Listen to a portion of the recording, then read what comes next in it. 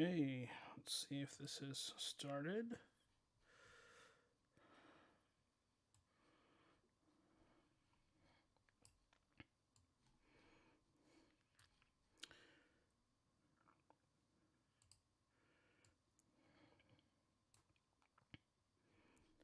Okay, stream health.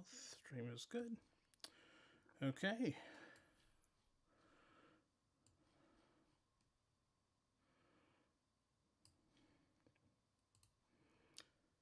Let me get a couple other things set here, and then I will get to some ink.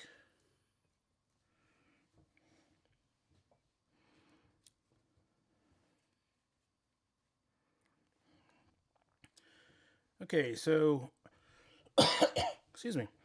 This is going to be the second video where I'm continuing swatching all of the inks that I have in my ink collection onto these Col-O-Ring cards to go into my vintage Rolodex. So if you're not familiar, this was what I did on the previous stream where I have the brand is how I'm going to be sorting these.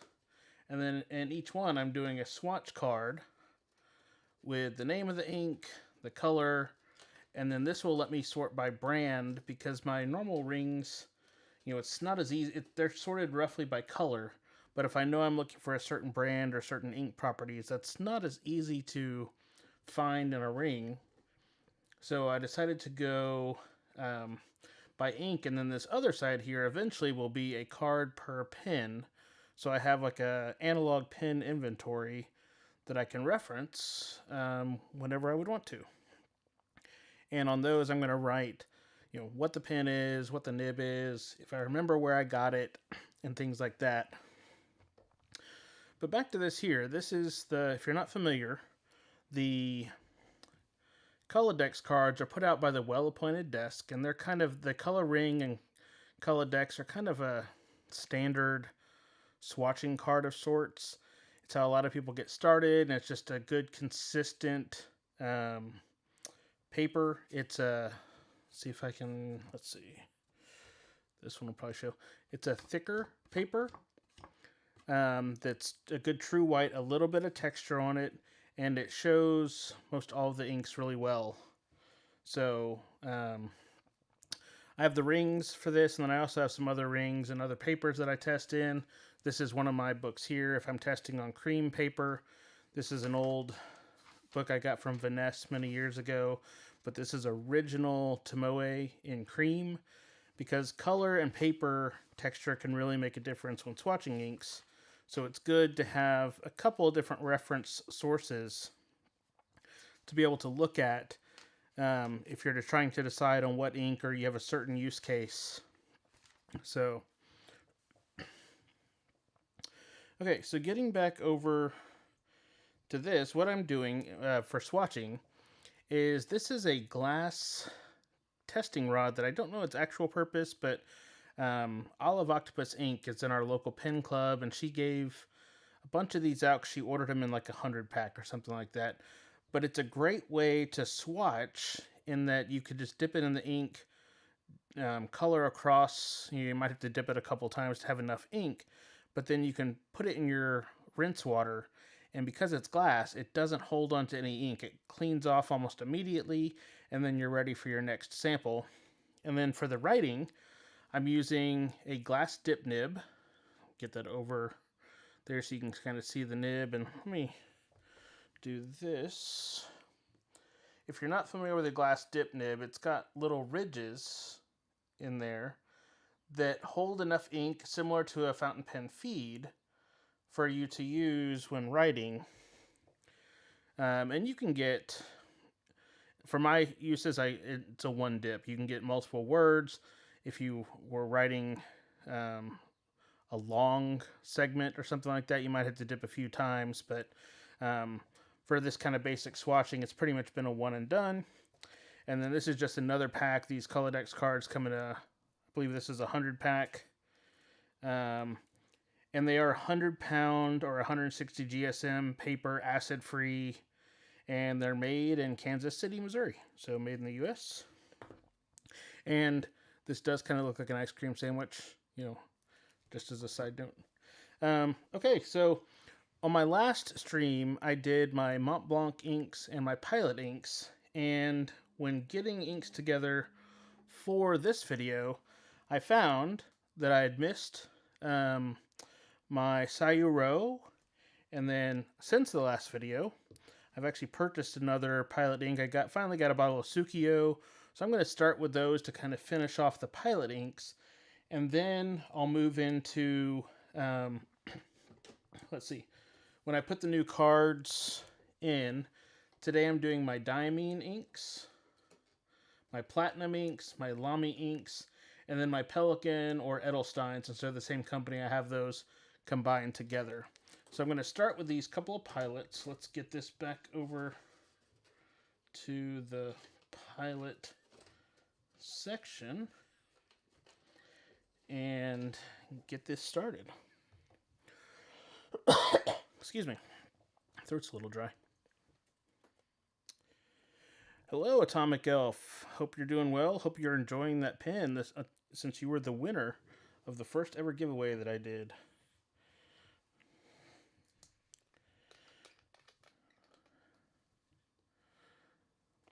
So this is a pretty straightforward process. I tend to start with the glass dip nib to write the name of the ink, and then I'll do the swatch. And for rinsing off, I just have a little set of water over here to the right, and then just a basic paper towel.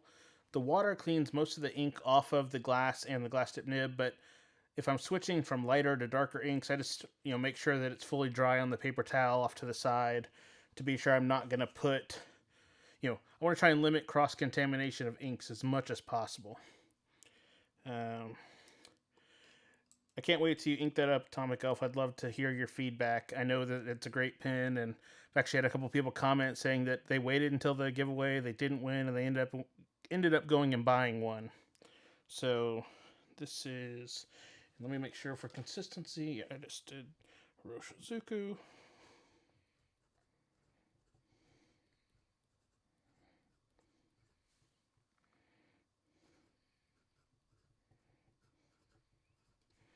Sayuro.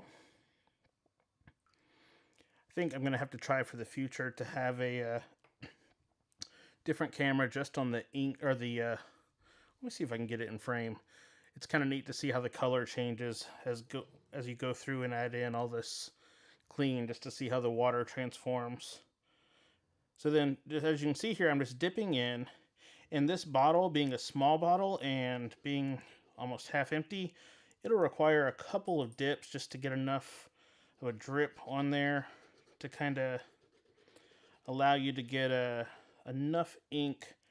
And I'm trying to do a similar size and middle kind of swatch, and I want some variation, some parts of this with more ink so you can see the darker versus lighter as it dries.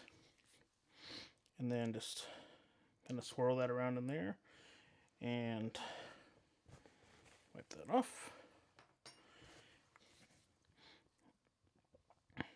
So, and what I've been doing on these is just setting it up here to the side, letting it dry a little bit before I actually put it into the ring, so that way the ink is not going to get on the back of the card in front of it, just to try and limit that as much as possible.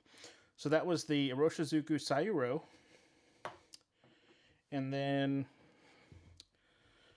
this is the first time opening this bottle. I've only had a sample of this before. It's one of those inks I should have got a long time ago, but I never did.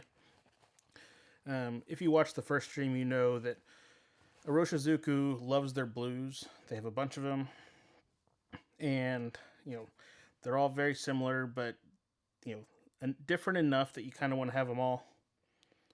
And Tsukio is one of those that just hadn't made it into my collection until Friday.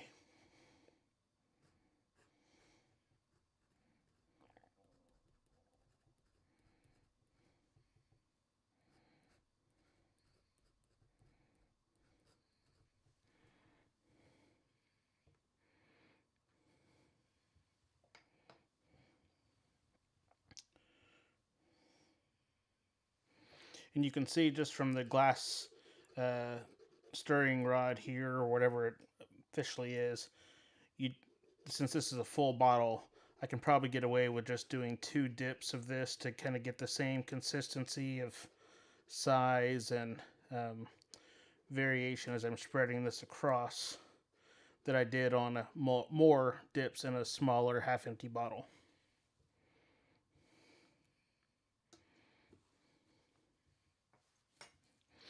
Okay,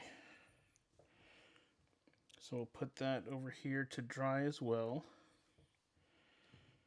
So that is now, I'm caught up on all of my Pilot inks, you know, since those were kind of makeup slash add a new one since the last video. So then the next one I'm going to go to is, I think I'm going to start with the Platinums. So Platinum inks, I only have, it looks like 3. So this will be a pretty quick little subsection. Now, this is an ink that is pretty much, I believe, the general consensus in the fountain pen world is the blackest black ink. It's the Platinum Chaokuro. And I was excited to get this. Now, this is one of the more expensive inks you're going to find. But if you want the blackest ink, this is pretty much it. There's been quite a few videos you can see that people have done comparisons side by side of all the different black inks. And this is something, let me see if I can switch to the other camera to show this. If you're not familiar, I referenced it, but this really shows it. Inside some of these ink bottles, there's like a little plastic testing cup so that when you're dipping your nib in, you're not dipping too far. It has a section where you can dip in. So that's just something, if you've not come across that, your bottle's not falling apart. It's just something to be aware of that some ink manufacturers put in their bottles to help you, but also sometimes they're kind of a pain depending on what you're doing. Performance-wise, I mean, I like it. I have it in my Esterbrook Raven currently, you know, the all-black pen and whatnot. It has a similar performance to the other Platinum inks. It dries fairly quickly, but it dries black. It doesn't lighten up much at all. Because that's a common complaint I had with black inks, is it goes down black and then it dries gray. And, you know, if I'm using a black ink, I probably want it to be, and now that I think of it, I probably should have done this later in the ink if I wanted to really watch the color of my ink bottle change. But overall, performance-wise, Atomic Elf, I mean, it's a good performer. I have no complaints. It's more of, you know, you can see just even on that first thing, like I said, I want to have some variation on here. There's not going to be all that much variation because even on the parts where it's a single layer, this is a black ink.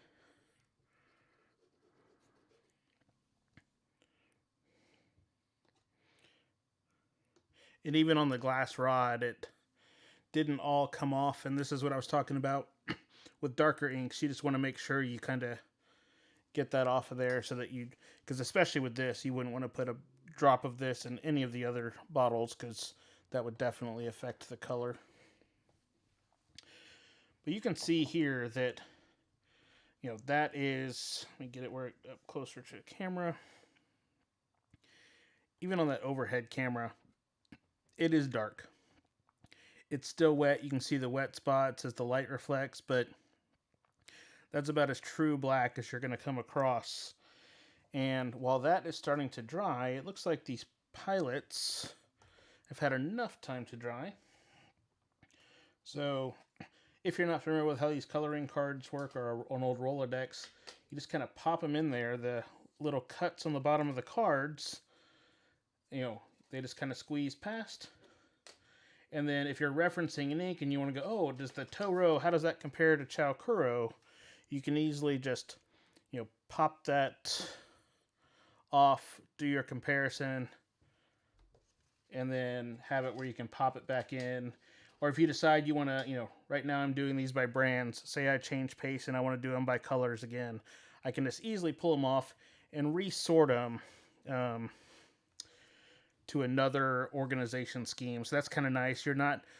That's one thing I kind of hated all the time with doing it in a book is when I first did it. Oh, I got all the blue inks and I got all the reds and whatnot. And then you get to a point where you've done your entire collection and then everything is kind of haphazard. And especially with doing the Inkvent calendars, you're stuck with the order that they put them out. So it's not as easy to reference if you want to look at a comparison. You have to remember, okay, when did I get that? Or what would that possibly be by? So this lets you have some more flexibility with lining up the inks and how they're going to just from an organizational standpoint. Now this next ink is one that if you're not familiar with it, it's really cool because it changes color as it dries. This is the Platinum Citrus Black. So as you can see in the bottle, it's kind of a yellowish green tint. And as this dries on the paper, this is a little bit of gall, I believe, is what does this. As the air kind of hits it as it dries, it'll darken up. So it's a cool effect because when you're first writing with it, it's very, very light. And then as it dries, it's just neat to see. Get that back in there. And I did it without getting ink on my fingers. That's always a plus.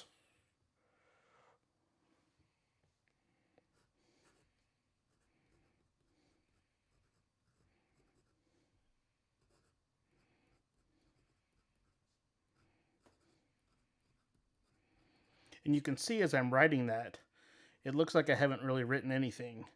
And then as you watch it, it will start to darken up as it goes. So it's my wife originally got it, and it's a cool effect, but if you're writing a lot and you want to see what you're writing, it's not the best ink because it does take a while for that color change effect to happen. And this is showing it. Let me switch over to this one because that kind of shows the yellow, and then after I do the other swatch, I can bring it back over and show you how much it's darkened up. So let's go in and get the main swatch. And even on this testing rod, it's kind of, when it goes down, it looks very similar to, like a lighter yellow of the Roshizuku Toro.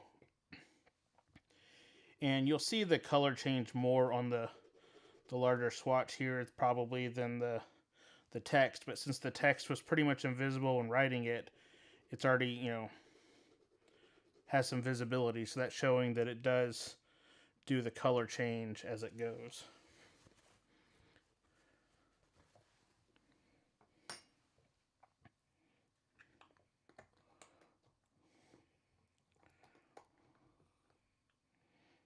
And that little metal cap in there does not want to seal. This is always the fun thing when trying to reseal a bottle of ink, hoping you don't cross-thread it and make a mess. Okay, so that one I'll leave, and before I put it into the ring, we'll take a look at that, and it'll be up there in the corner kind of showing that darkening effect as we go. The next platinum, or the final platinum, I guess, would be appropriate to say, is Platinum Lavender Black. And I don't remember if this one has the similar color change effect. I think my wife has had this in a pen since we got it. It matched her first narwhal that was like the clear with the kind of purple swirls. So that's why we decided to get this ink.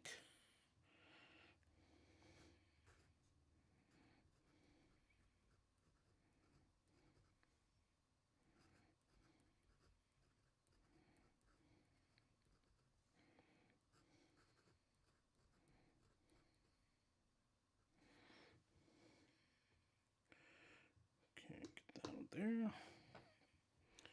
And then testing rod. And all of these platinum bottles, I only showed it on the first one, they do have that little cup in there that you can pull that out if you want. Maybe when the bottles, as they get further down in, I'll consider it. But it's one of those. It's annoying at times, but not enough to risk spilling or wasting a lot of ink to do something about it too proactively for me. Okay, get that off.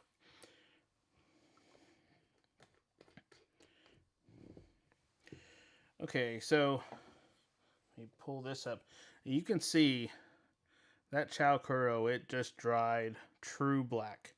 Let me switch over to this one where I can kind of hold it up. You know, there is no variation in there. When I say it's a black ink, it's definitely, you know, it's going to give you that expected no variation. And then the citrus black, now that it's had a little bit of time to dry, and you can really see it here along the edges, how much that's darkened. And especially the edges where it's kind of catching on the edge of the paper, it has that darkened ring. So that's just a neat effect. I'm sure there's some people who would use this for a more consistent basis. It's not one that I have a need for often. It's once in a blue moon type ink for me. Like if I want to show somebody a cool ink or something like that. But the color change is neat. But let's see. And this is platinum, and I had already filled out these cards. And if you're wondering why these cards are bent, because this is a vintage Rolodex, the modern ones don't have these little lips on the bottom, or this one also has a full cover that will fold down. So in order to make the little divider cards fit, I had to fold that down. So, and let's see, I'm putting these behind. So I'm going to pop in the citrus black, and that is still darkening as it goes. So that's going to be one that will continue to darken as it's in the deck here. And then I'm going to give the lavender black a little bit more time to dry. You can see that sheen on there. It still is quite wet. Okay, so moving on from platinum, we've got Lamy, Diamine, and Pelikan. Let's do the Lamy. So I only have 3 of the Lamy bottles. Now, if you're not familiar with the Lamy bottles, they're kind of neat. They have on the bottom this little plastic holder, and they come with a little roll of paper in there to be able to rip off a little bit to wipe or clean off the top of your nib after you filled it. So that's a neat feature, you know. And see if I can get it to. Oh, this one's on there pretty good. You can pop that off. I don't really know if there's refills or that. It's kind of a, you know, neat at first, but it's not something I would necessarily use all the time. Normally, most people are just going to go to a paper towel or something like that. But it's nice to have in there, you know, if you don't have something else to use at the time to kind of clean off the nib after you've bottle filled. And I have a feeling that, and this is just a guess, there's probably a lot of people who start their fountain pen journey with like a Lamy Safari. They do their cartridges for a while, and then eventually they're wanting to go into bottled ink, so they're probably going to go with the brand that matches the pen they have. So that's probably more commonly used by people getting into the hobby until they kind of learn more. That's just my guess. I have nothing to validate that, but I could see that being the case. So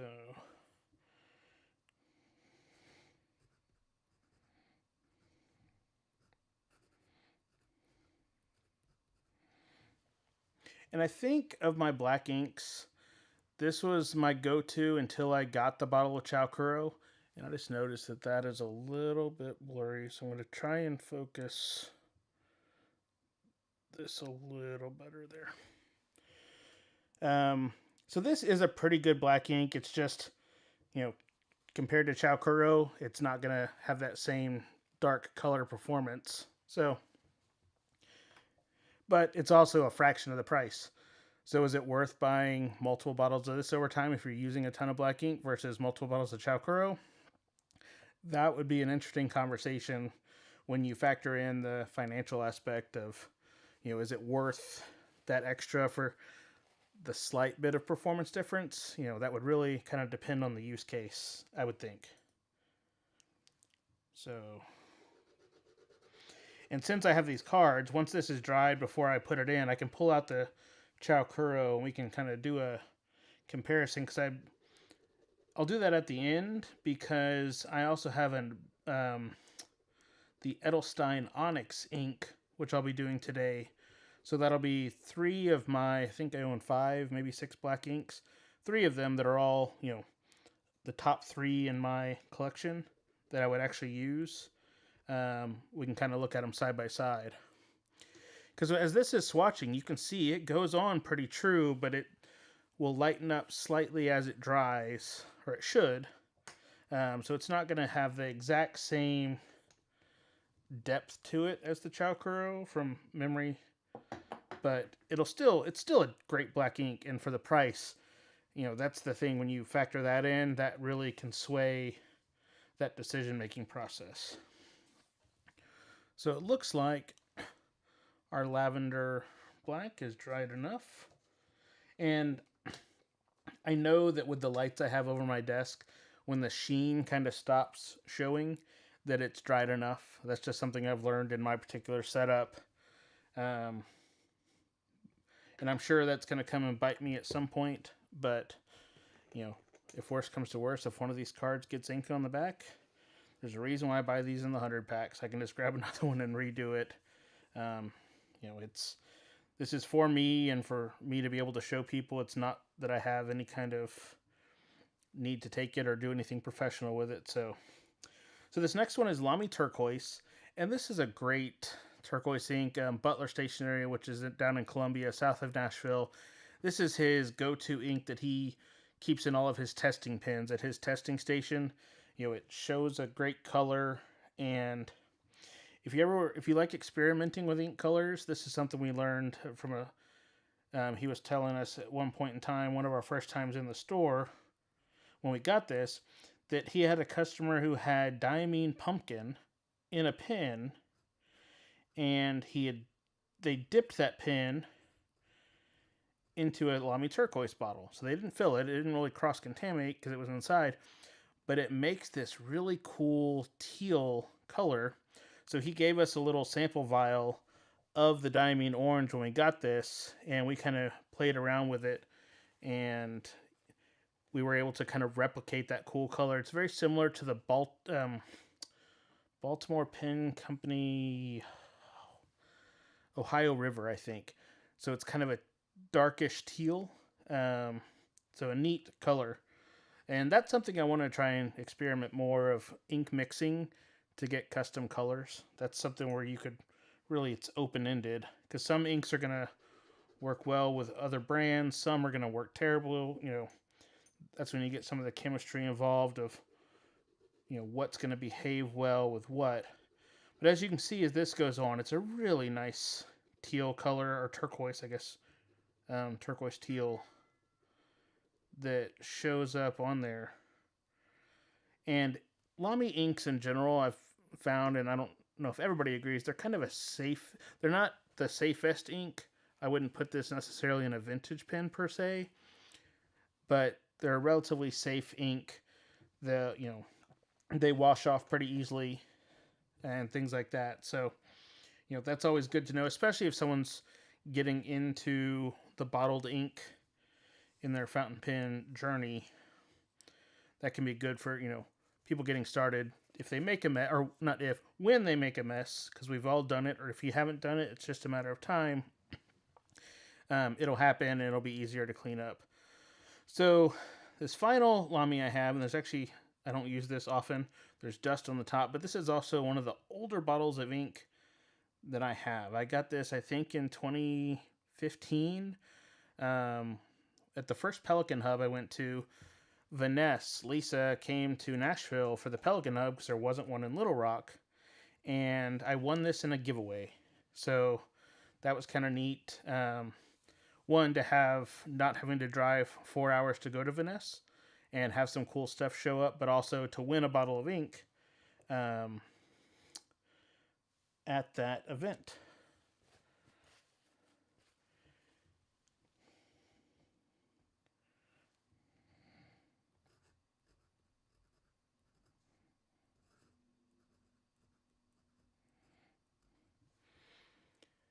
And I'm trying to get, and if you can see the color, or the ink wash here, let me see if I can slide over. That almost looks like when I put that orange into the water, it had kind of a, almost going in there as that orange mixes in with the other colors. You know, that's a neat effect as that kind of goes in. But, you know, orange is a color that I've traditionally have not used all that often. Now, lately I've been using the Toro by Iroshizuku in the Hobonichi Weeks because it's a lighter ink and it works well with the crappy paper. So I need to go back and revisit some of these other colors that, you know, have ended up in the collection that I might not have used in the past. I'm trying to break away from the same inks, or at least, you know, expanding to where I have the, you know, the old favorites, but adding others in as I have more of a need. So as I'm getting new pens, I'm trying to ink with inks that I haven't used a lot, or, you know, there's been some inks I've owned and haven't ever actually opened the bottle because I either won them or I bought them, and then I kind of took a pen hiatus for a couple of years and wasn't using most of my inks. And you can see this orange, it's starting to darken a little bit as it dries. So that's a good dark orange. Whereas the Toro, and actually I can, let's see, since I have that over here, it's more of a yellowish bright orange. So you can see that difference of the light versus the dark, because this, I have a feeling this Lamy orange would almost probably be too dark to use in that Hobonichi. It would probably have some of that show through that you know, some of the other inks have been experiencing. So let's go in and I'll leave the Lamy out. I think the turquoise is dried enough, so pop this over here. We'll go to our Lamy section and pop the turquoise in there. And actually, I'll go and put the black in. And since I have that there, you can see from just initially, if you were watching when the Col-O-Ring was on, that has lightened up as it's dried some. It's still a black ink, but it's not showing as, you can see some variation there that you didn't see on the Col-O-Ring, which is to be expected. Still a great black ink, but it's not really an equal comparison in some ways. Okay, so that has finished up the Lamys, the leftover Pilots, and the Platinums. So now let me shuffle some of these inks around so that we have what's done is kind of further away.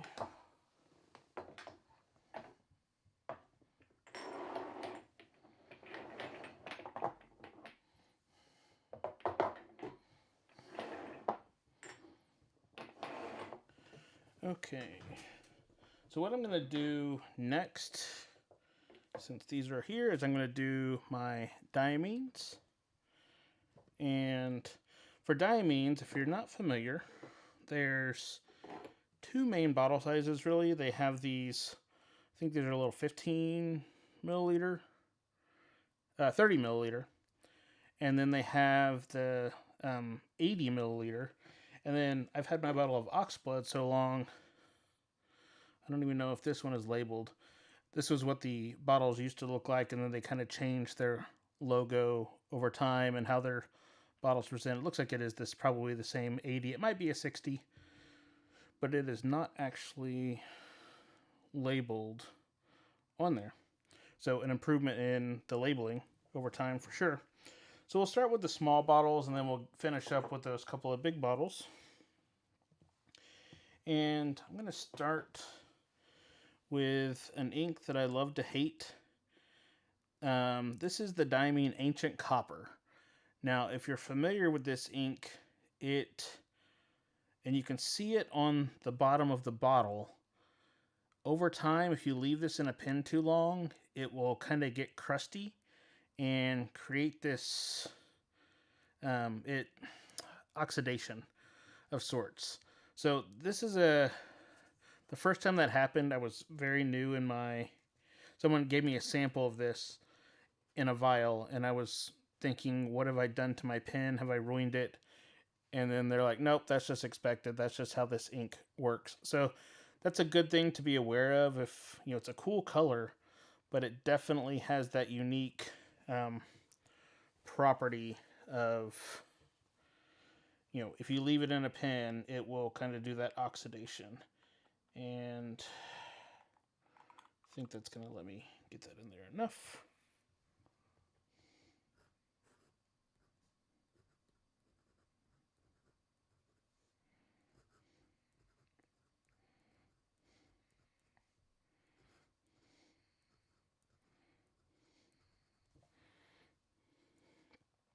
And I'm sure there are other inks that have that similar effect with the oxidation and whatnot.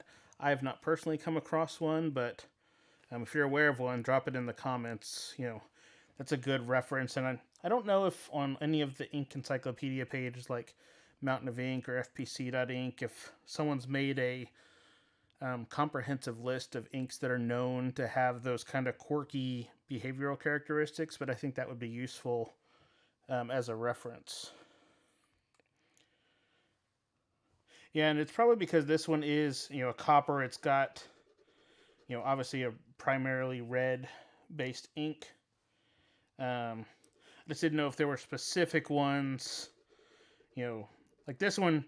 If you asked a group of people who've been using fountain pens for a while, what's the orangish red ink that's gonna create crust?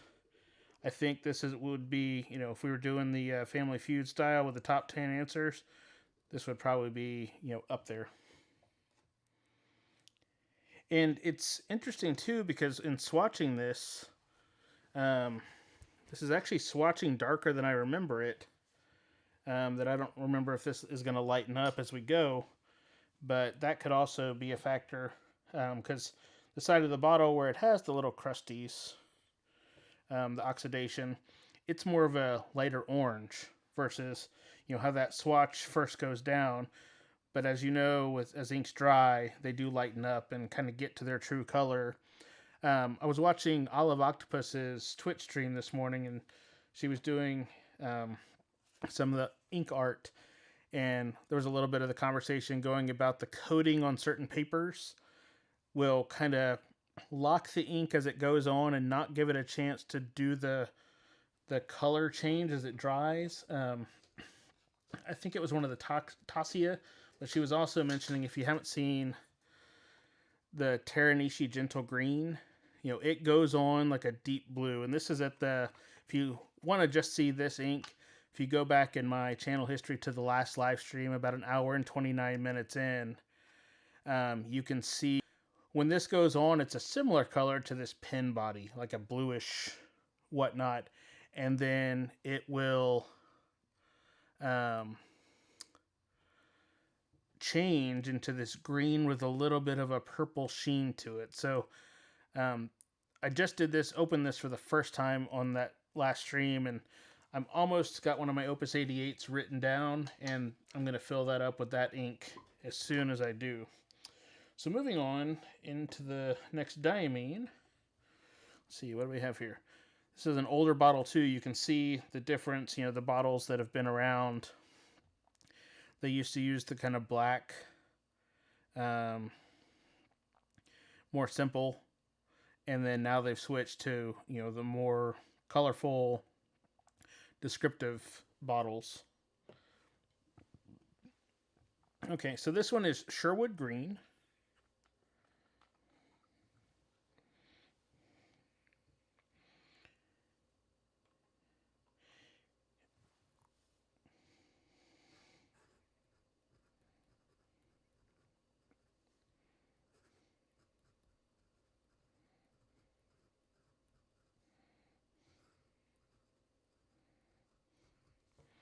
And I should mention, I kind of asked at the end of the last stream, kind of a poll, and kind of queried some of my friends of whether or not I should go through and re-swatch all of the Inkvent calendar inks for these cards.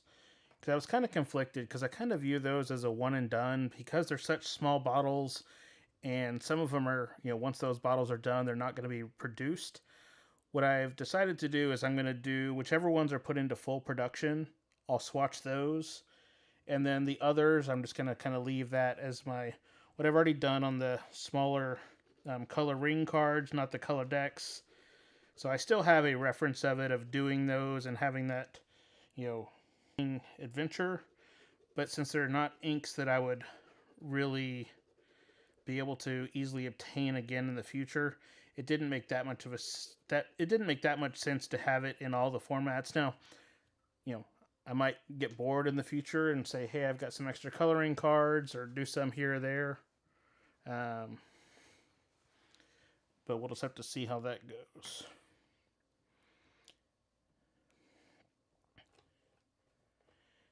And let me know in the comments if the stream started getting weird. It just had an alert pop up saying that it's, if it's lagging or something like that. It seems like it's having some sort of speed hiccup, potentially.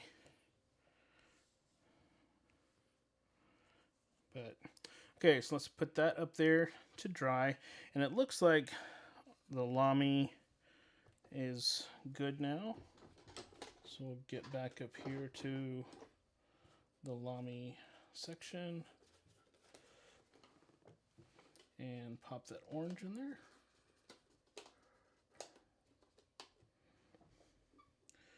Okay, and this, since we're doing Diamine, going to get that ready for once we're ready to put those in there. Okay, so up next we have, and this is a relatively recent ink purchase, and I think this is the ink that might stay in that Diplomat Viper going forward. This is the Diamine Writer's Blood, and I've used Oxblood for a long time, but I really like how the Oxblood is showing and working. It's a nice color variation, and it's got a little bit of sheen, even with that smaller nib, so it shows through really well. And my wife, who is doing a side venture as an author now, it's an ink I thought was appropriate, that she instantly put in one of her pens, and she was using it as she went to a conference and took all of her notes at a writing conference in Writer's Blood, so it was very appropriate.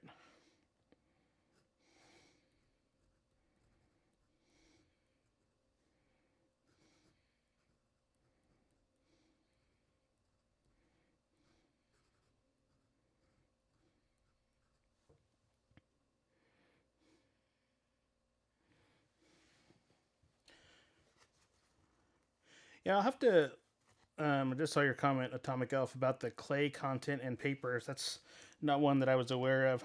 Paper science, I'm sure, is very intriguing, of, original recipes being lost for the original Tomoe, which was like one of the Grail papers, and now you've got the new Tomoes that are completely different. And then you have, the coatings on papers like the Irreful that shows colors more, but, or inks that are, or, sorry, papers that are more resilient. Like if you hold your hand on it too much without blotting paper, then the oils in your hand can change the paper characteristics. It's a whole different world, and it always blows my mind when someone who's kind of learned pens and they've used one paper and they think they kind of have it down, and then you switch to a different paper and it's like starting over again in some ways, because everything looks different, it performs different. It's, so I've said it many times in these videos, it's a three-way. It's the pen, the ink, and the paper. Change one of the three, and it's going to completely change how things look. Now, one thing on this Ancient Copper is it was one of the first Diamines, and I can tell it still has not dried. And I think the Sherwood Green also, because I just got from touching that, is sliding it over. So that's something that it looks like. Oh, there we go. Got the cross-contamination fingerprint. So definitely doing some ink swatching. These seem to be drying slower than some of the other inks so far. And that's something that, from what I remember with Diamine, if you're swatching, that seems to be common. But when I'm writing, especially with small nibs, I don't really see that same effect. dry pretty quickly. So up next, this is Tobacco Sunburst, a brown ink, and I know brown is one of those colors that everybody should have one or two, but it might not be the color that you're going to use all the time. I've had the Montblanc Toffee Brown in a pen for literally almost a decade now, and I love it, but I haven't really branched out until earlier this year when I got the Coffee Break ink from Colorverse. This is an ink that my wife really liked the color, so we added that in. But you know, brown inks they're very unique, and I need to go through and, as I mentioned, trying to use some of my other inks that I have to force myself to ink up pens with some of these other inks, just to give them a proper real world test versus writing a couple words when swatching.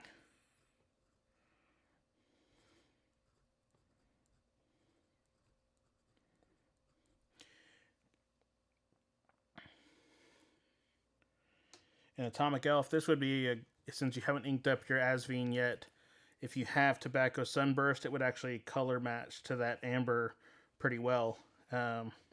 If you're, some people like to color match, some people like to put whatever color, but it would have a kind of a good look in that pen. It's a little bit darker than that lighter acrylic, but it would still be a pretty cool color match, or similar color match rather.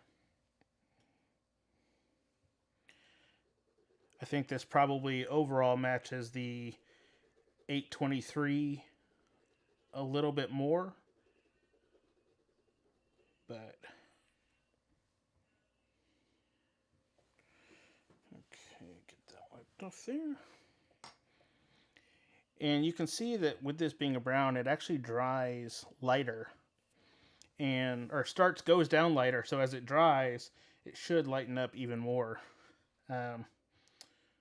And just to kind of show this one as it's started to dry some, that writer's blood, and I think this camera shows the color variation a little better. It's got that little, like on the far left, it's got the, the true red, and then where there's more ink, it's got that little bit of greenish sheen in there. So definitely a cool bit of variation, and that variation actually comes through well on that fine medium nib of the Diplomat Viper, which I currently have this in. So definitely became a quick fan of the Writer's Blood ink. Okay, so got two more little bottles, and then we got the two big bottles. I'll stick in a similar color family here. And this is the Diamine Honey Burst. Okay, that's dry.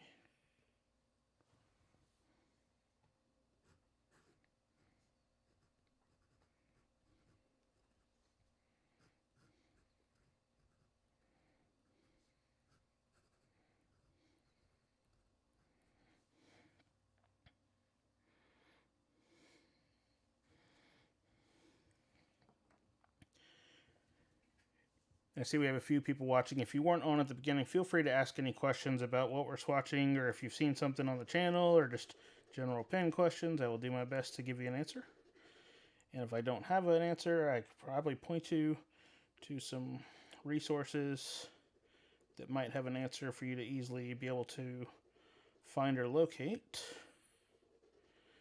So this is a good honey color ink. If you think of, farmer's market, you're buying a jar of local honey, this one definitely lives up to its, descriptive name, just from how the swatch goes down.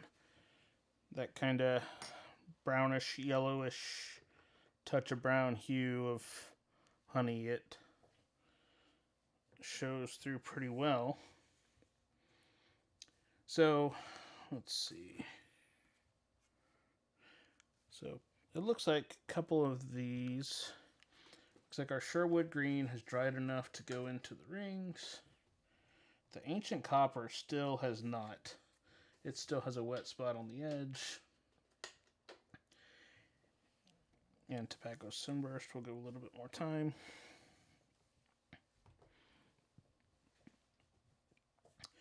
Okay, so the final of the small bottles. And this is the Diamine Steel Blue.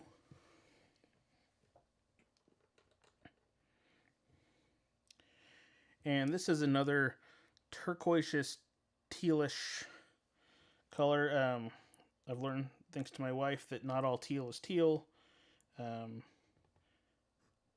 had always kind of thought that it was a larger definition, but she's very particular. It's her favorite color, so it has to be the right color of teal. And this is an ink that she chose because it fit that description.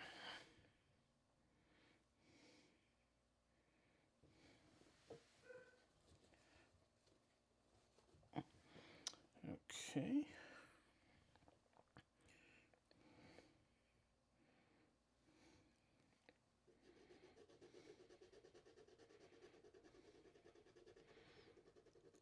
See, and this is a color that if I didn't know what the name was, I would describe this almost more as an aquamarine versus a teal. But, you know, because that's where everybody kind of has their own definition of general color space. And why there's so many variety in colors, so everybody can get the exact one that they prefer. Okay, get that wiped off there. And this one I do remember as it dries, it's got good variation in it. Not all of the tealish, aquamarine-ish lighter inks have that same variation.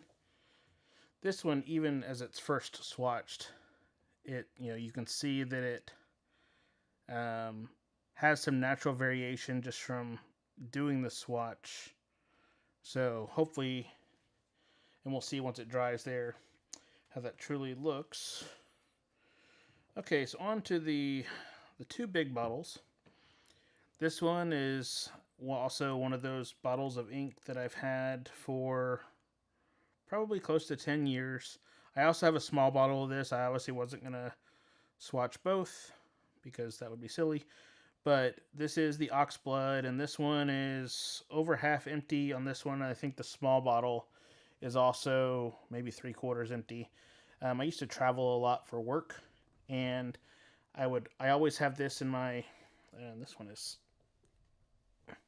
obviously I've been using this small bottle. I might have to step away and grab, there we go.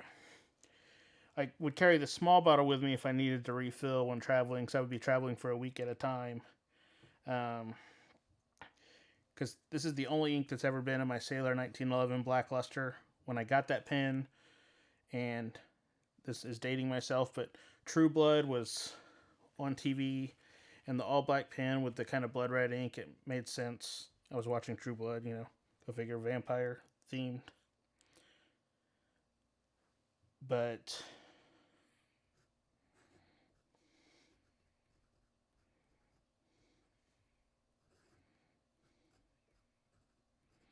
I don't know if you saw, or if you're a Traveler's Notebook person, their newest one that they're going to be releasing soon is kind of an oxblood red leather.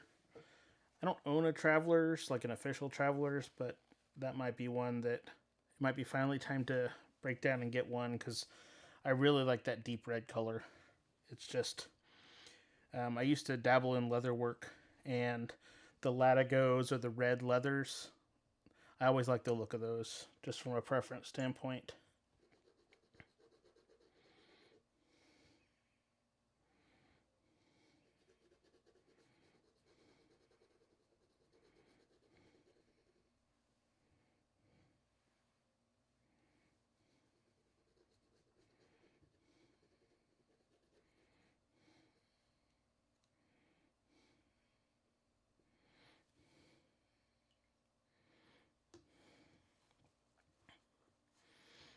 Okay.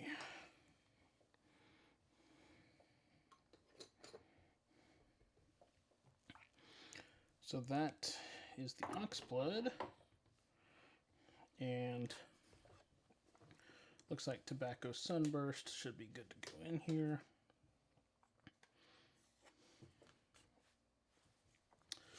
Honeyburst is also dry enough. Let's see if Ancient Copper is actually dry enough. It is. It didn't come off on the paper towel, so we can go on and put that one in there with the fingerprint of Sherwood Green on it. And then we'll leave the steel blue and the oxblood for now so they can get a proper chance to dry.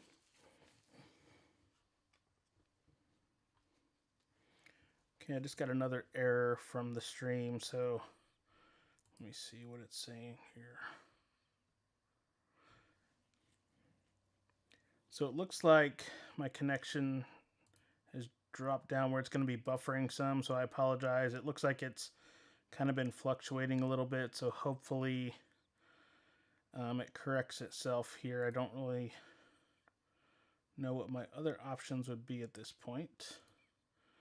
So let me know in the comments if it gets too glitchy, and if nothing else, I believe, now it popped up to stream is healthy, so whatever it was, it must have been a temporary blip there.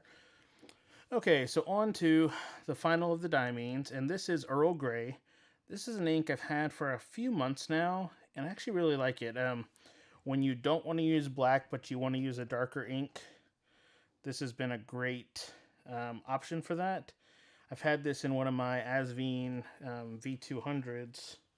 In fact, it's literally sitting right here on the top of the desk with the Earl Grey in it. So it's a color that gets used fairly often. I just kind of have a stack of pens on the desk, and as I'm doing work, I'll pick one up, whichever one, kind of reach over, grab one, and that's the one I write with for that meeting or that need to write.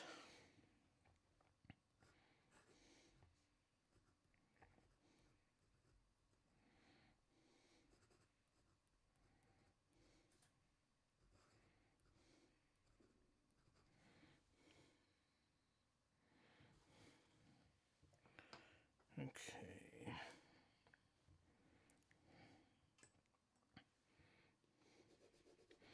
And when I do the comparison of the black inks at the end of the Chaukuro, the Lamy Black, the Edelstein Onyx, I'll go in and pull this one out too, since we're swatching it today, to kind of show, you know, the gray, how it dries versus some of the blacks, if they dry similar to a dark gray. And actually I have my Takasumi that I did on my last stream in the Col-O-Ring as well, so I can pull that one out. I think the only other blacks that I have that would not be in that are, there was one in the Colorverse calendar. I have Noodler's Black, and I think one other. I don't remember off the top of my head. And that might be something I'd do a video on. Is that a video that would be, you know, you'd be interested in seeing, comparing the black inks, you know, to show what is truly black, what is more gray.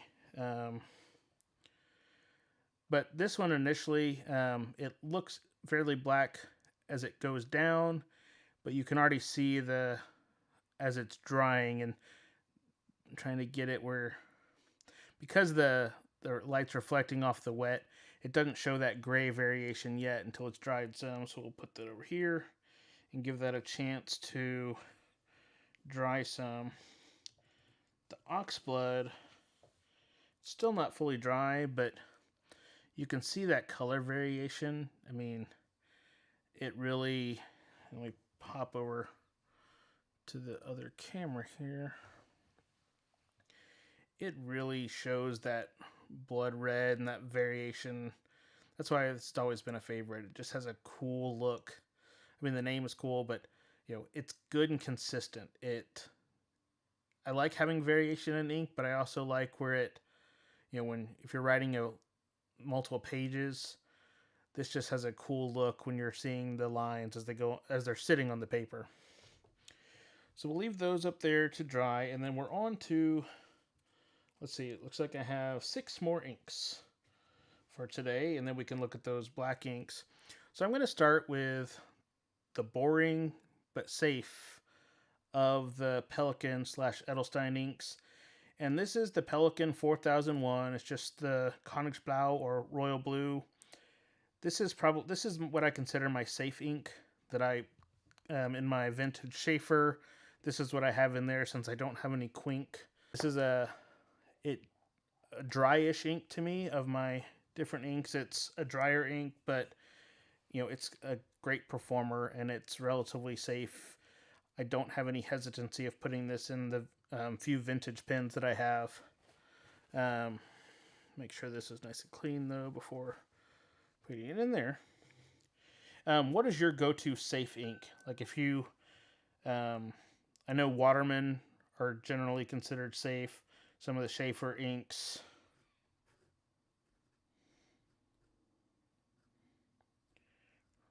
And I completely messed that up, so I'm going to do a different card where my handwriting is not terrible.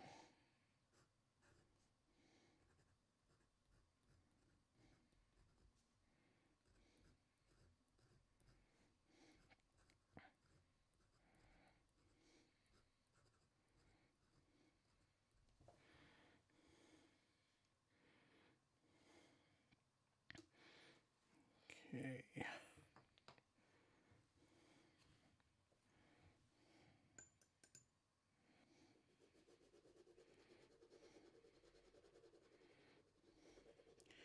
And as I was looking through my collection, I realized that I actually don't own any official blue-black inks. So that's another color family that I know is very popular for the business world or like things like that. That I don't have any kind of stipulation on what color ink I can use anywhere, but I feel like I should own at least a couple of the traditional blue blacks. I believe Diamine has a really popular one, and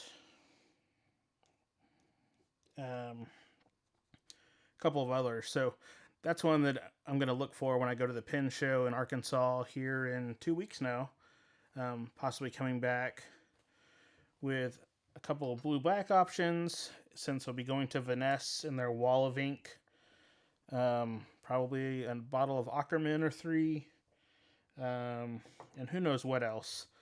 But those are some of the inks that I'm currently going to be on the look for. And then based off the Teranishi I did, luckily, Gentleman Stationer, being local to me, has those inks. And unluckily, I'm probably going to buy them, so my bank account will be screaming at me somewhat.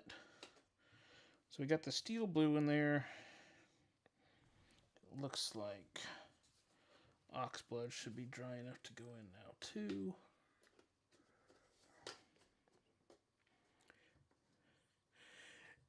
Yeah, Quink is one that I've always heard, is, kind of, I think that might be, between that and Waterman's Serenity Blue, I think it is, like the definition of safe ink. I think that's what would show up, are those two. But those are also ones that none of my local pen stores really keep in stock.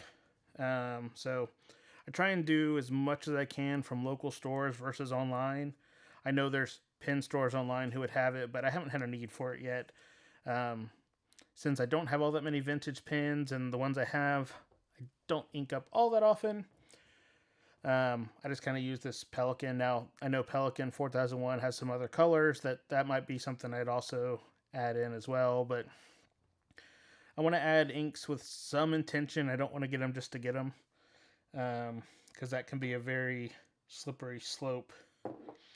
Okay, so up next, we've got 5 more bottles, and just to kind of show a couple of these, if you've ever been to a Pelikan hub, you go away as an official attendee with a bottle of Edelstein ink. This Golden Lapis, this was the ink of the year this year. And then the last one I went to, I believe it was this one, Olivine, which is a greenish ink, was the ink of that year. And then if you buy certain of the M200s, they come with a pen. So let's see, I think it's the Aquamarine here. This one, my M200, came in a set with the bottle of ink and the pen. So I don't know if Edelstein even has any other size bottle. I think it's just, this is their size. And I think these are 30 milliliter bottles. I'd have to look at the box, but all the boxes are um, in a different storage area because I don't really want to get rid of the boxes, but I also have too many inks to store them in the boxes on my ink shelves. So I'm going to start with the olivine here. So as I said, this was the ink of the year from I think 2015 or 2016. And it is a green.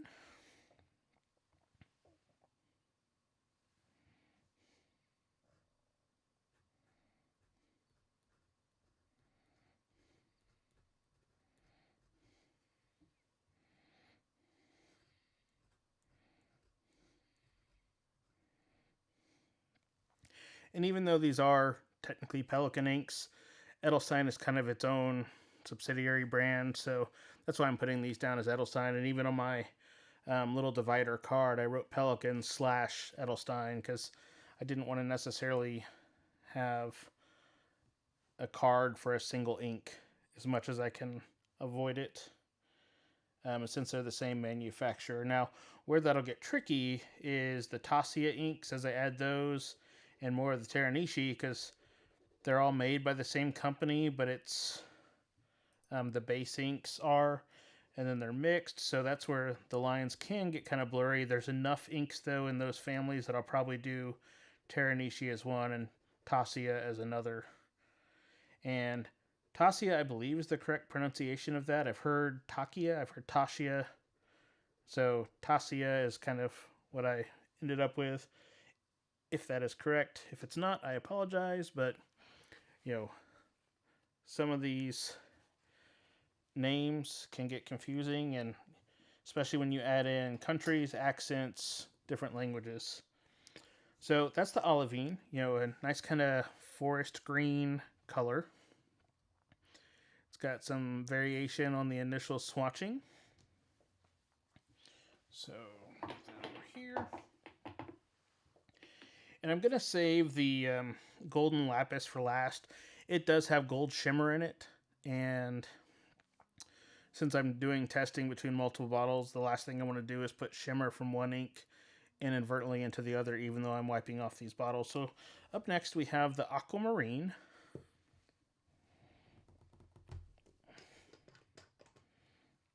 So this is another teal family, obviously by the name.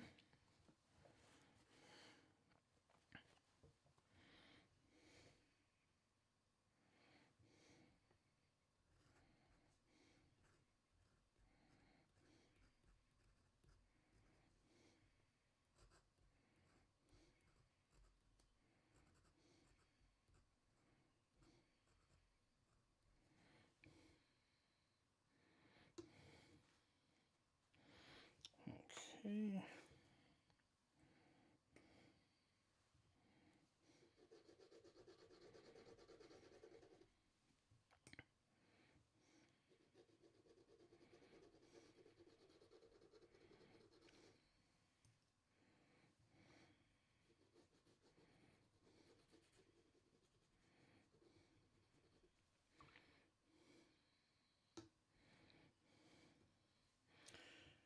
Okay, so as you can see, that's definitely on the darker side of the teal family as that goes down.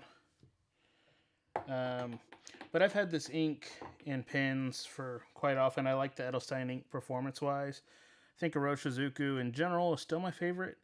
And then Edelstein is probably a close second. Well, Edelstein and Diamine are, those three, between those three, those are almost always in a pen of some sort.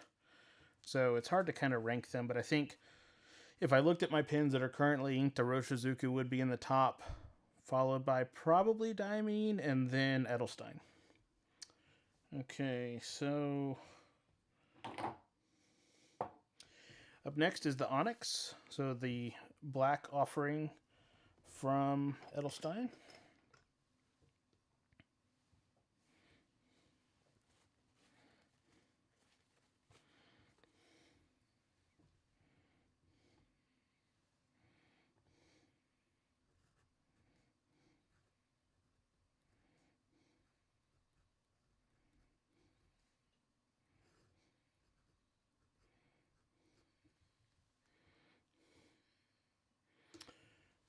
Okay. I'll have to check Staples or Office Depot, Atomic Elf. It's, it's one of those that I know I can find if I put some effort into looking, but um, like I said, since I haven't had a need, I've been trying to wait until I have a specific need most of the time for inks. But then there's also times like that Gentle Green. I knew it was, when it was kind of hit the fountain pen scene, it was highly sought after, and if I wanted to have a bottle, I should get one when I knew it was in stock, because the initial stock sold out and it took a while for the shipments to arrive back in the States from Japan. So that's one I bought, unintentionally. It happened to be in stock, so that was the intention. But I'll definitely have to check those out. I know I could go on Amazon and get it probably tomorrow, but I'd much rather find a store if possible. So I'll check out the office supply stores. And I might also try and pick up a bottle of Parker as well, just to have that in the repertoire. So as you can see on the Edelstein Onyx, it goes on very similar at first to the Ciao Curo. So as that dries, that's where we'll see that comparison after the fact. So let me get to, where did I put?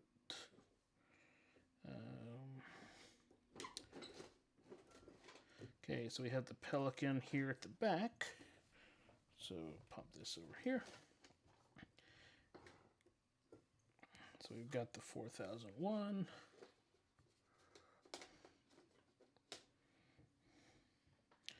Looks like the olivine should be good to go in.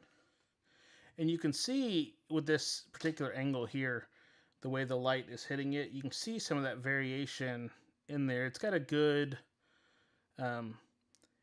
doesn't really have a lot of light spots, but you do still see some variation as the ink settles in. And it looks like the aquamarine and onyx here still need a little bit more dry time.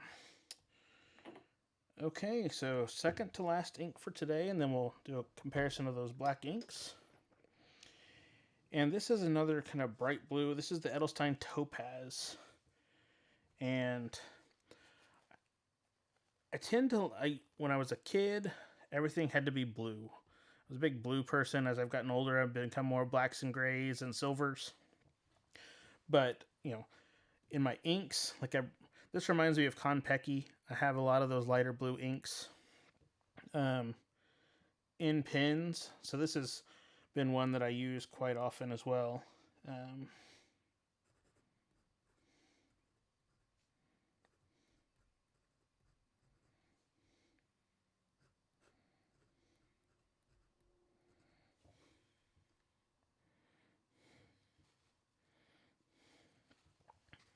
Get that wiped off there.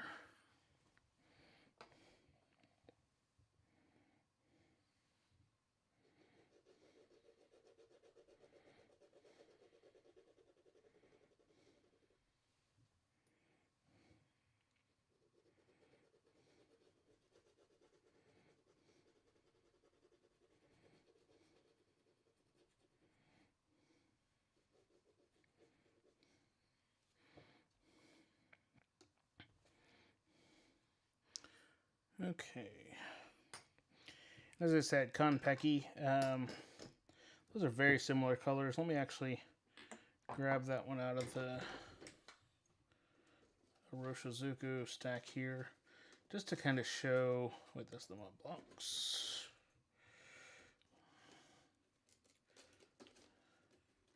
And it's almost a. So Konpeki, as it dries a little darker. So as the Topaz dries, that might show. And then the other that it kind of, at times, the Amairo. And this is one reason why I really like these cards. Being able to just pop them out of the wheel like that to do a side-by-side comparison is, why I'm going through all this effort. Because I liked that idea of being able to easily pop the cards out to look. I've seen as Olive Octopus does her videos, and she swatches a lot of stuff on these Col-O-Ring cards. It's a great way to do comparisons. So as you can see, it's the Amairo and Topaz, And as it dries, it's got a little bit more conpecky. So a very similar blue family, but they are distinct enough colors where you could confuse them, but that's the great thing with inks is you can have a very subtle variation if the need or the mood suits you, but you can also stick within a similar color family if needed. So before I get to this Edelstein, as I turn the bottle over, you'll see why I left this last. The bottom is completely gold. That is all the shimmer that has settled into this as this has been sitting on the shelf. And let me see, there you can really see it. There's like a eighth of an inch of shimmer probably in the bottle here. So if you haven't really used shimmer inks, shaking it up before you start is one of the more important things. And you can even see, well, you can see the bubbles, but you can see the particulates. Let me try and wipe the fingerprints off there a little bit and see if it'll... Yeah, you can see the gold now all intermixed with the ink. So, definitely make sure you've agitated any shimmer ink. And if you have it in a pen, don't shake your pen and throw it with the nib down because you're going to make a mess. But, this pen will show it well because it's a demo. You can kind of just, turn like that slowly to kind of get everything mixed up in the ink chamber before you go to write with it. So that way you're going to get that shimmer or even heavy sheeners, the same thing. So it all comes out as expected when you're writing with it. So if you, one side note though, if you shake a bottle up, as you can see, there's a bunch of air bubbles. So, you might need to let those die down some or kind of put the pen in. Now, I don't know how much shimmer I'm going to get out of, not being able to dip this in very far because I'm not doing a fill. But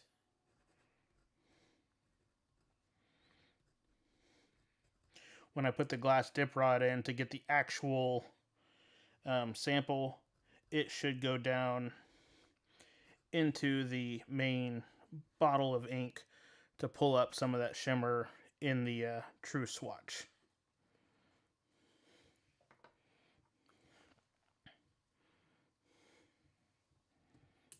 And I'm actually kind of reaching down in there. I'm going to stir this a little. I can feel on the bottom of the bottle where some of that had already started to settle, just to kind of make sure I get a good mix here. And because I was stirring, I didn't get a good drop as I pulled it out.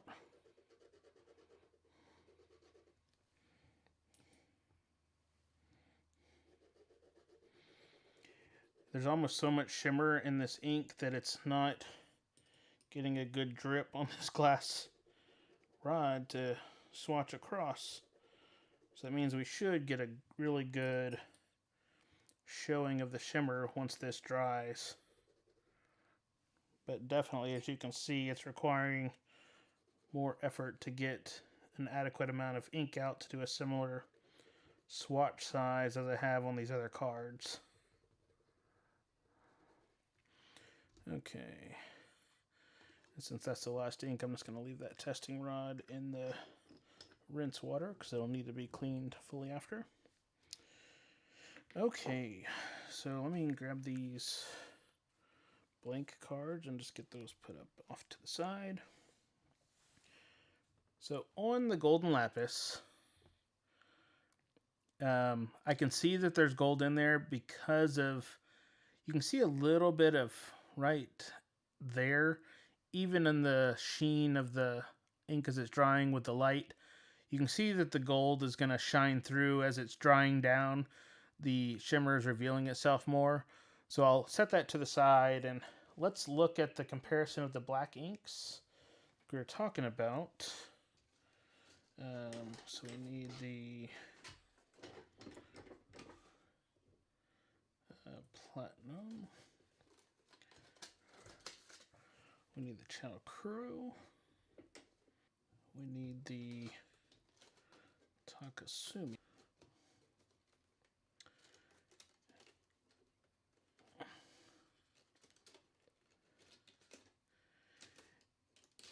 And if there's any of the other inks that you want to see that I already have sampled of my Iroshizukus or whatnot, throw out the name. I've got the 3 new Iroshizukus swatched already in here.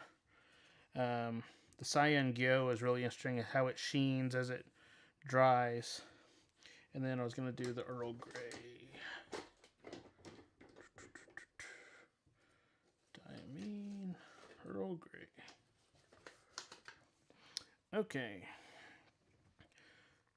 Let me just get that up there. And unfortunately, my overhead camera, I don't have a zoom function. It's a fixed lens, but I'll kind of hold these up.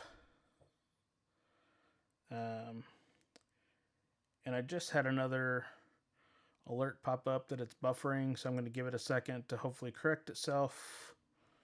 Before I get too far in, I'm just going to grab a drink here while doing that.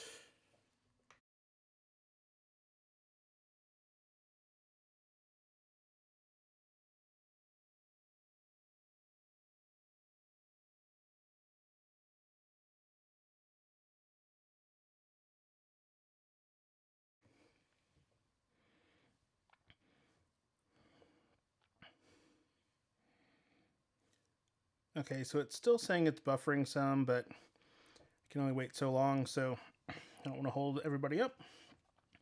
So in looking at these 4 inks, I'm going to try and get them where I can kind of stack them. And then I might be able to just hold it up to the other camera. So in terms of color, you can definitely see how the Col-O is the darkest. And let me pop to that camera.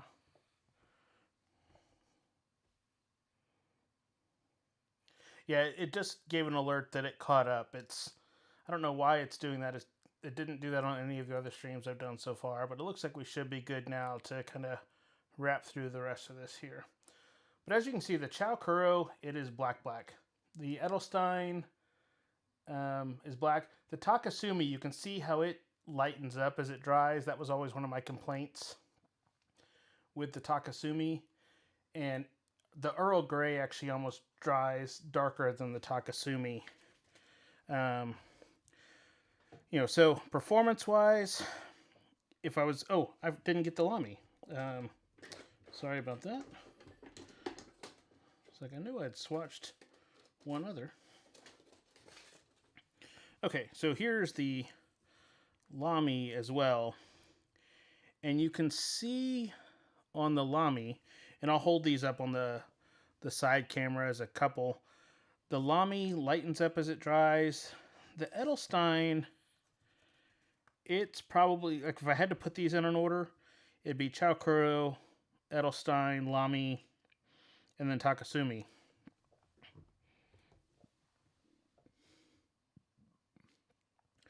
So you can see those are pretty similar. And then if I add the Lamy, I'll see if I can hold all 3 of these and space them. You can see that difference as it dries, that true black versus slight variation in black versus the Lamy. So, once again, not very scientific. There can be a lot of variables in swatching of inks and cards and cameras and lighting, but from me looking at it, this Diamine Earl Grey, it dries very similar to the Lamy Black, honestly, on these cards, the way they absorb in the ink.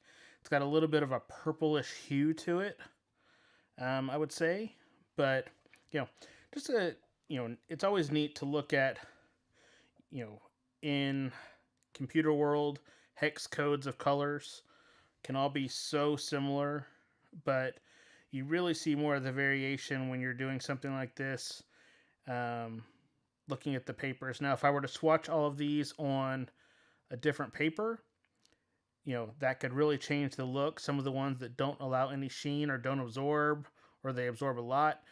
So always, my suggestion is if you're swatching, don't just swatch on one material. Make sure you're swatching on whatever paper you're going to be writing with. That's one reason why I don't write on a ton of cream paper, but on my actual swatch books, I have a swatch book of Rhodia. I have cream Tomoe, I have white Tomoe, I have Col-O-Ring. I've got a cream testing card that Butler Stationery makes in-house. And then I've got now the Col-O-Dex. So I can, if I'm needing to make a decision on an ink or for a certain paper, I've got more data. I want to make sure I'm choosing the right ink at the time for, whatever I'm writing. So let me go in and pop that back in there. Now I'm going to show these last couple colors on this side camera because it's a little bit easier to hold it up close. There's a good of the topaz, a good consistency throughout, how it kind of dries on there. The aquamarine also, and this is common in my experience with the Edelstein inks. You can see that they leave a good true color for the main body at the edges, and that's with almost any ink, have a slight variation because you're naturally going to have a little bit more of a puddle at the edge. But if you look in the middle there, that's a good true color as it lays down. And then now that it's dried, you can really see the gold come out on the golden lapis. I mean, it's named appropriately. It, if you don't shake it up at first, it's pretty much just going to be blue. That shimmer settles so well into that bottle. It's just going to be a nice blue ink, very similar to maybe the topaz. But once you shake it up, that gold mixes in. It's so fine that you're going to get that variation throughout. Now, as with any shimmer, if you've not used one, I'm not the biggest shimmer person. Make sure you clean the pen out, and if you have the option of nibs, you probably want to use a larger nib of your options. Since I write in mostly extra fine nibs, it's not that big of a deal since I don't use a lot of shimmers. Some sheens will show through fine on an extra fine, and I have some, I don't really like super sheeners per se, but I do have some inks that have natural sheen that, shine through well enough. But let's see. Pop this over as we get these others put back in where they go. Get that Chow Crow in there. The Earl Grey. And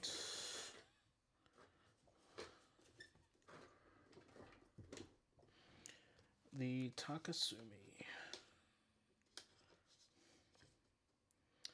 Okay, so that's the main, that was the main goal today, is getting those inks all swatched and going through. And then I think looking at my shelf, I'm going to have a couple of Noodlers. I've got a KWZ, a couple of Rohrer and Klinger, an Ackermann, and a couple of Papier Plume inks. And other than that, I'm going to be through a majority of the ink selection as of now. And then I'm sure after the pen show, I'll have a pen show dump video of some sort. And then probably do a separate ink swatching video like this. And, it seems like each time I go to the pen store, there's a good chance a bottle could follow me home. So now that I have the initial, most of the inks initially done, I'll probably do some other streams as I look at the different pens throughout the entire collection as I fill out a pen card. Now, some of those are going to be spaced out more because I don't want to fill the pens up just to write on those cards and then put them in.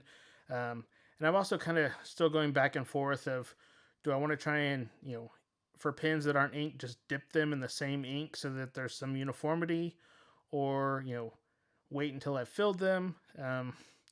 There's some pens I have that I don't want to get rid of, but I don't use all that often, so I don't know if it's worth filling just to do that kind of card. So I'm still trying to decide how I'm going to handle that, but, I'll come up with some plans. If you have any suggestions, if you've done anything like that, feel free. When I bought this Rolodex initially, I had no idea how large this actually was. I was thinking, 2 sides, that'll be plenty. This thing came full of all the vintage cards, and they were all yellowed paper. I probably pulled over 1,000 cards out of this. And let me see, can I easily get one? So let me pop the other camera here. This is what all came out of that initially. These are all yellowed cards, that if you needed to be in the prop department of like Mad Men or something, this would be gold. It had all the little dividers for the alphabet, for its true intended purpose.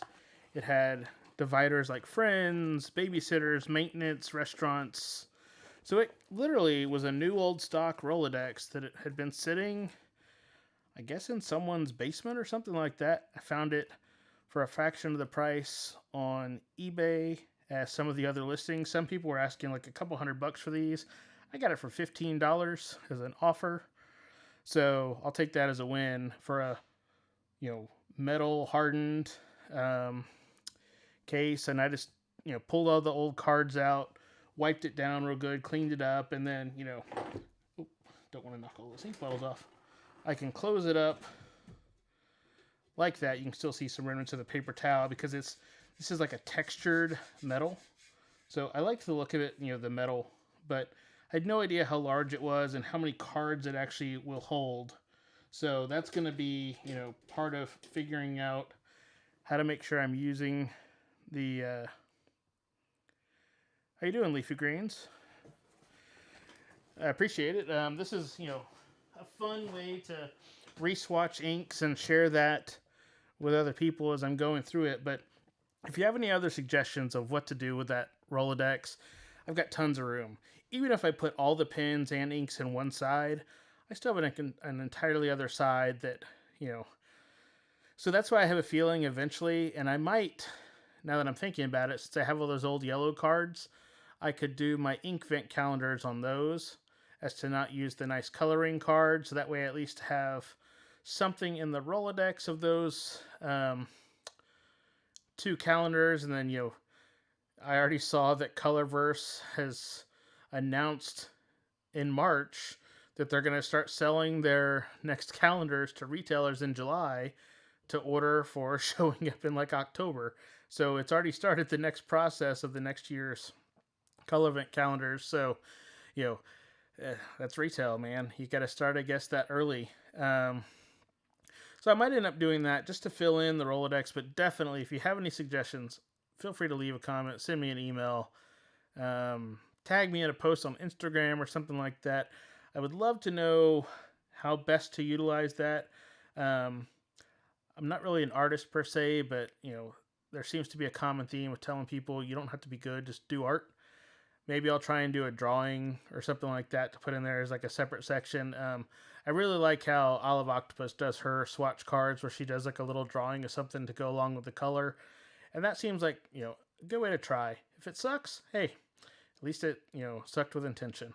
If it's good, then I'll have something neat to talk about in my Col-O-Dex. So I think I'm going to go on and, end it for today. I appreciate you watching, and if you're watching after the fact, I appreciate that as well. It's good to have some, people asking questions and commenting in the chat. And Atomic Elf, once you get that giveaway Asvine inked, definitely check back in. I'd love to know what you think of it because, they are great pens.